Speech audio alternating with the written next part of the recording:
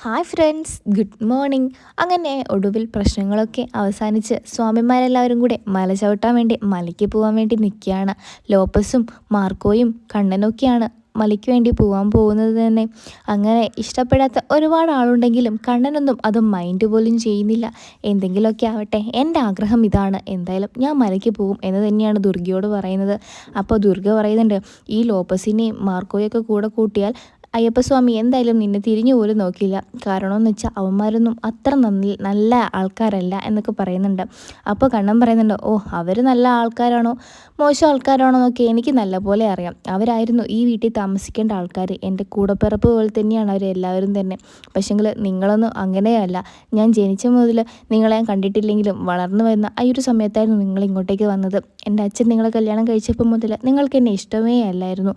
നിങ്ങൾക്ക് ഞാൻ ഒരു ബാധ്യതയായിരുന്നു. നിങ്ങൾ കാരണമാണിതാ ഞാൻ ഈ വീൽചെയറിൽ പോലും ഇരിക്കുന്നത് എന്നൊക്കെ കണ്ണൻ ഇങ്ങനെ സങ്കടത്തോടെ പറയുന്നുണ്ട്. അങ്ങനെ മഹാലക്ഷ്മി ആണെങ്കിൽ എല്ലാവരോടും പറയുന്നുണ്ട്, കണ്ണേട്ടാ ഇവരോടൊന്നും പറഞ്ഞിട്ട് യാതൊരു കാര്യവും ഇല്ല, നമുക്ക് എന്തായാലും ആഹാരം കഴിക്കാം, നിങ്ങളെല്ലാവരും വാ, ഇവരോടൊന്നും സംസാരിച്ച് ചുമ്മാ സമയം കളയേണ്ട ആവശ്യമൊന്നുമില്ലെന്നൊക്കെ മഹാലക്ഷ്മി എല്ലാവരോടും പറയുന്നുണ്ട്. അതിനുശേഷം മഞ്ജു ആണെങ്കിൽ ആ ഷോപ്പിൽ കടയിൽ നിൽക്കുന്ന സമയത്താണ് അങ്ങോട്ടേക്ക് സ്വാതി എത്തുന്നത്. സ്വാതിയാണെങ്കിൽ മേഘനാഥൻ്റെ ആ സന്തോഷ വാർത്ത കേട്ടിട്ട് തന്നെയാണ് അങ്ങോട്ടേക്ക് വരുന്നത്. മഞ്ജു അവിടെ ഇനിയിപ്പോൾ ഉണ്ടാവില്ല എന്നൊക്കെ പറയുമ്പോൾ സ്വാതി അതൊന്നും അറിയാൻ വേണ്ടിയിട്ടാണ് ആ ടെക്സ്റ്റൈൽ ഷോപ്പിൽ വീണ്ടും എത്തുന്നത് തന്നെ. പക്ഷേങ്കിൽ മഞ്ജുവിനെയും സ്വാതിയെയും ഞെട്ടിച്ച ഒരു കാര്യം തന്നെയായിരുന്നു അവിടെ നടന്നിരുന്നത്. നമ്മുടെ മഞ്ജു അവിടെ ഉണ്ടായിരുന്നു ആ ടെക്സ്റ്റൈൽ ഷോപ്പിൽ. അപ്പോൾ സ്വാതി ആണെങ്കിൽ ആകെ മൊത്തം നമ്പരക്കുന്നുണ്ട് കണ്ടിട്ടാണെങ്കിൽ. പക്ഷേങ്കിൽ ഇനി മഞ്ജു ആരെങ്കിലും എന്തെങ്കിലും പറയാൻ വന്നാൽ പറയാതിരിക്കില്ല. കാരണം മഞ്ജുവിനെ തടയാൻ വേണ്ടിയിട്ട് ഇപ്പം അവിടെ ആരും തന്നെ ഉണ്ടാവില്ല. കാരണം മാനേജർ പോലും ഇപ്പോൾ മഞ്ജുവിന് സപ്പോർട്ടായിട്ടാണ് നിൽക്കുന്നത് തന്നെ.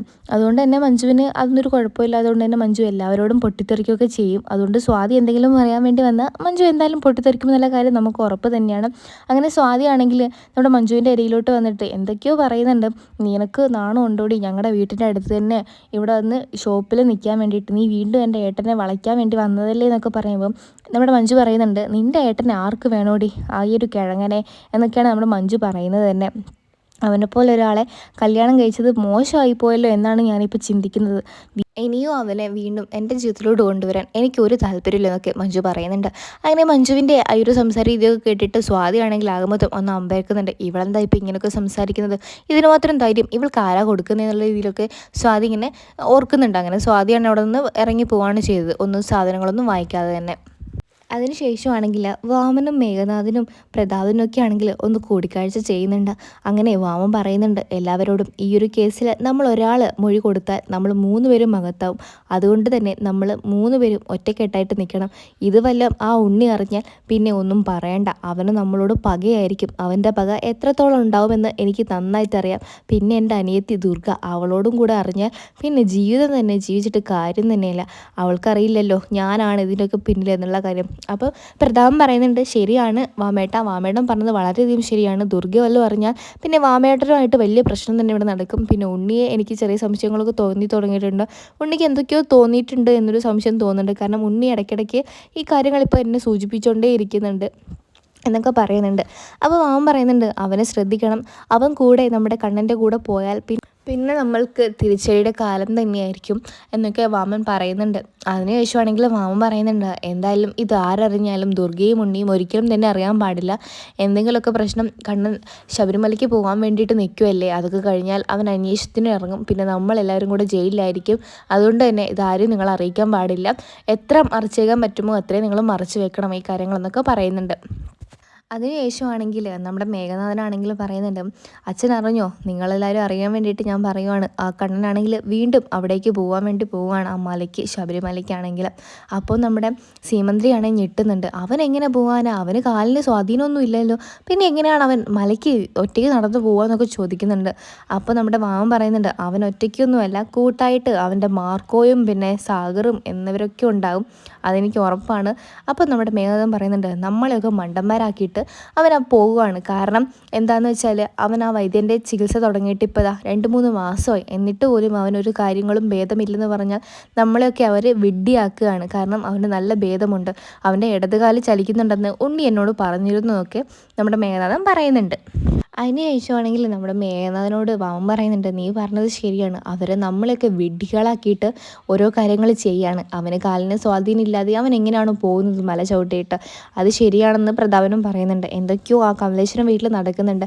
അപ്പോൾ കരുണയുടെ കാര്യങ്ങളൊക്കെ കുറിച്ച് നമ്മുടെ മാമൻ ഇങ്ങനെ ചോദിക്കുന്നുണ്ട്. അപ്പം മേഘനാഥനൊക്കെ ഇങ്ങനെ പറയുന്നുണ്ട്, അവളുടെ ഈ ഒരു അവസ്ഥയിൽ എന്തായാലും അവളെ കമലേശ്വരം എടുത്ത് വിടാത്തതാണ് നല്ലത്. കാരണം അവിടെ ഉള്ളവരെല്ലാം അവളെ കളിയാക്കാൻ വേണ്ടി ഇരിക്കുന്ന ആൾക്കാരായതുകൊണ്ട് തന്നെ അങ്ങോട്ടേക്ക് ഇപ്പോൾ വിടണ്ടെന്നൊക്കെയാണ് മേഘൻ പ്രതാപനോട് പറയുന്നത് തന്നെ. അപ്പോൾ പ്രതാപനും പറയുന്നുണ്ട്, ഇനി ഞാൻ അങ്ങോട്ടേക്ക് വിടുന്നൊന്നുമില്ല എൻ്റെ കുഞ്ഞിനെ. അവൾ കല്യാണം കഴിച്ചതിന് ശേഷമാണ് അവൾ ഈ അവസ്ഥയിലൊക്കെ എത്തിപ്പെട്ടത്. അതിന് മുമ്പേ മഹാലക്ഷ്മി അവളുടെ മേലെയായിരുന്നു. പക്ഷേങ്കിൽ ഇപ്പം എൻ്റെ കുഞ്ഞാണ് താഴെ നിൽക്കുന്നത്. അവൾ വലിയ രാജകുമാരിയെ പോലെയാണ് ഞാൻ അവളെ വളർത്തിയത്. പക്ഷേങ്കിൽ ഇപ്പോൾ അവൾക്ക് ഒരു സന്തോഷവും കിട്ടുന്നില്ല. ആ മഹാലക്ഷ്മി കാരണമാണ് എല്ലാം എന്നൊക്കെ പറയുന്നത് നമ്മുടെ പ്രതാപനാണെങ്കിൽ.